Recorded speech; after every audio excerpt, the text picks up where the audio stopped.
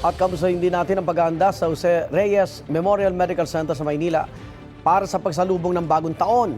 Makapanayan po natin si Dr. Sharla Gulmatico Flores. Magandang umaga po, Doktor. Magandang umaga po, Igan. Magandang umaga rin po sa mga nanonood po.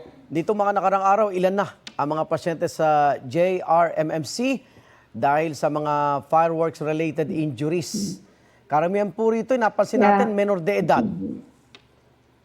Yes po, totoo po yan, Sir Igan. So sa Jose Reyes po, as of today po, from December 21 to December 30 po or 31 po ng umaga, 15 na rin po ang tinamaan po sa Jose Reyes. So karamihan po rito ay mga below 18 years old, no? So mga siyam po ang mga tinamaan dito kumpara po sa more than 18 years old. At karamihan po mga lalaki pa rin at mga active po yung mga tinatamaan talaga ng mga paputok. Karamihan ba sila naputulan na ng daliri? Meron pong napatulan po, isa pong naputulan, yung isa po na operahan po, 12 years old po yung naoperahan. Tapos po, the rest naman po fortunately po sila po ay puro mga natamo lang po ng mga sugat po tsaka mga avulsion lang po sa mga balat po nila. Sa kwento nila, ano bang mga paputok ang kanilang ginamit?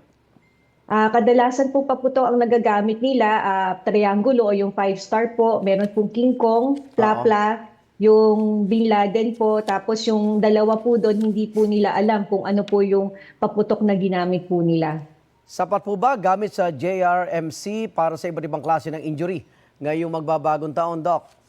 Yes po, simula po ng December 21 po, naghahanda na po kami. So, minake sure po namin na may adequate manpower po sa ER po, hindi lang po sa ER, sa OR, sa ICU po, even sa wards. Tapos po yung laboratories din namin po, talagang adequate yung manpower. Meron po kami tinatawag ng mga on-call na consultants. At the same time po, may mga reliever system kami just in case po nag-surge po ang mga pasyente po by December 31 to January 1. At the same time po, hinanda po natin yung mga supplies po, yung mga IV fluids, lahat po sutures, mga burn dressings po.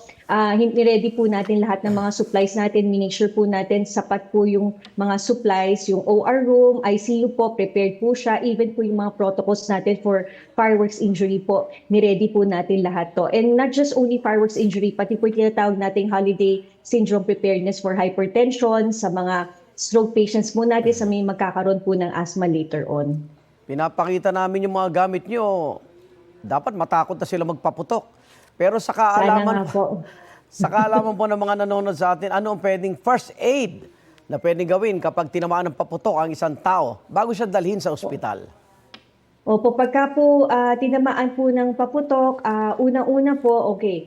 Habang tinamaan po sila ng paputok, kailangan po ay hugasan po nila mabuti yung area po kung saan po sila naputukan, no? Wag po nilang lalagyan ng kahit na anong gamot, banlawan lang po nila to ng mabuti ng malinis na tubig for 10 to 20 minutes. And then from there on po, punta na po kagad ng emergency room. Kasi po from there, lilinisin po namin sila. Tapos kailangan po kasi po sila mabakunahan ng anti-tetanus.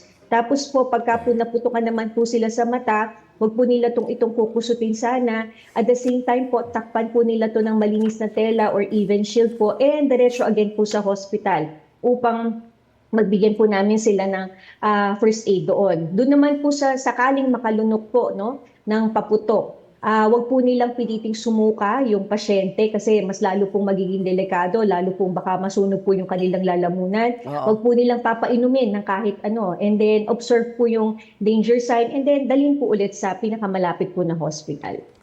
Maraming salamat, Dr. Sharla Gulmatico Flores ng Jose Reyes Memorial Medical Center. Happy New Year po. Ingat. Happy New Year po rin. Igan, mauna ka sa mga balita, mag-subscribe na sa GMA Integrated News sa YouTube para sa iba't ibang ulat sa ating bansa.